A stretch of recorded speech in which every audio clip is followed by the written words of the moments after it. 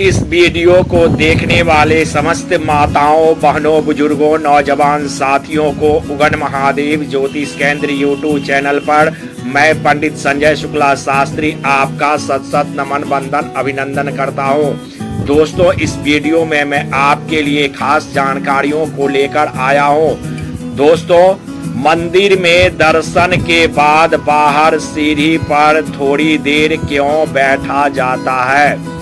जी हाँ, इन्हीं खास जानकारियों को लेकर आज इस वीडियो में मैं उपस्थित हुआ हूँ। आपसे निवेदन है दोस्तों कि प्लीज इस वीडियो को लाइक शेयर करेंगे और अभी तक आपने चैनल को सब्सक्राइब नहीं किए हैं तो नीचे लाल वाले बटन को दबाकर चैनल को सब्सक्राइब कर बेल आइकन जरूर दबा लें। और लीजिए मित्रों, आपके बहुमूल्य समय का ध्यान रखते हुए मैं इस वीडियो को स्टार्ट करता हूं। आपसे विनम्र निवेदन, वीडियो को अंत तक देखेंगे तब आपको पूर्ण जानकारियां प्राप्त होगी। मित्रों, बड़े बुजुर्ग कहते हैं कि जब भी किसी मंदिर में दर्शन के लिए जाएं, तो दर्शन करने के बाद बाहर आकर मंदिर के पैरी या आटले पर थोड़ी देर बैठना चाहिए, सीढ़ी पर बैठना चाहिए। क्या आप जानते हैं इस परंपरा का क्या कारण है? आजकल तो लोग मंदिर की पेड़ी पर बैठकर अपने घर की, व्यापार की, राजनीति की चर्चा करते हैं, परंतु यह प्राचीन परंपरा एक विशेष उद्देश्य के लिए बनाई गई थी।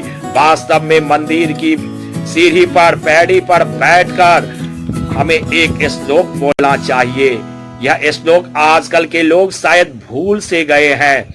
आप इस श्लोक को सुने और अपने आने वाली पीढ़ियों को भी यह श्लोक जरूर बताना चाहिए। क्या है श्लोक दोस्तों? अन्यासेन मरणम बिना देनेन जीवनम देहान्त्वा सानिधम देहि मे परमेश्वरम। इस श्लोक का अर्थ होता है दोस्तों, अन्यासेन मरणम, अर्थात बिना तकलीफ के हमारी मृत्यु हो और हम कभी भी बीमार होकर बिस्तर पर पड़े, कष्ट उठाकर मृत्यु को प्राप्त न हो, चलते फिरते हमारे प्राण पखेरु उड़ जाए, मृत्यु हो जाए।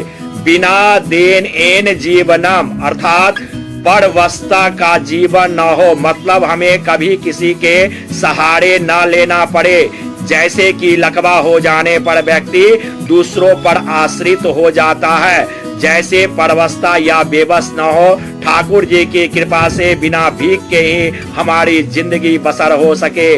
देहांते तव सन्निध्यम, अर्थात जब भी मृत्यु हो तब भगवान के सम्मुख हो।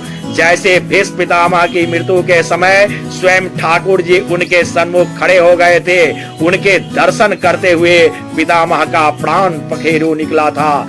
देहि में परमेश्वरम, हे परमेश्वर ऐसा हमें वरदान दीजिए। यह प्रार्थना करें।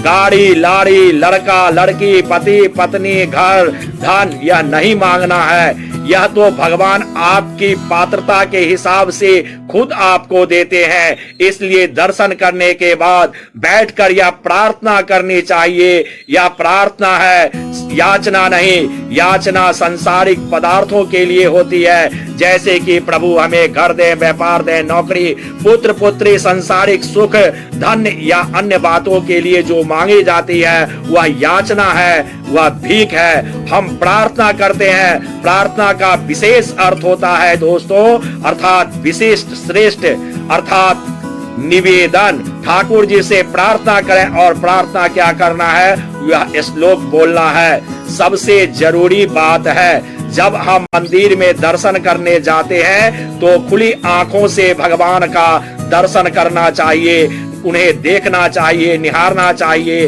उनका दर्शन करना चाहिए। कुछ लोग मंदिर में जाने के बाद आंखें बंद कर भगवान का दर्शन करने लगते हैं। ऐसा नहीं करनी चाहिए। भगवान के स्वरूप का श्री चरणों का, मुखारविंद का, श्रृंगार का संपूर्ण आनंद लेना चाहिए। भगवान के स्वरूप का, चरणों का, मुखारविंद का आनंद लेने से आंखों में भर लें, स्वरूप को उनके दर्शन करें और दर्शन के बाद जब बाहर आकर बैठे तो एक बार पुनः नेत्र को बंद करके भगवान के उस स्वरूप का चिंतन करें। अगर आपको भगवान का नेत्र बंद करने के बाद दर्शन हो जाए तो ठीक है, नहीं तो फिर दोबारा से आपको मंदिर में जाकर भगवान के चरणों का, उनके मुखारविंद का दर्शन करना चाहिए।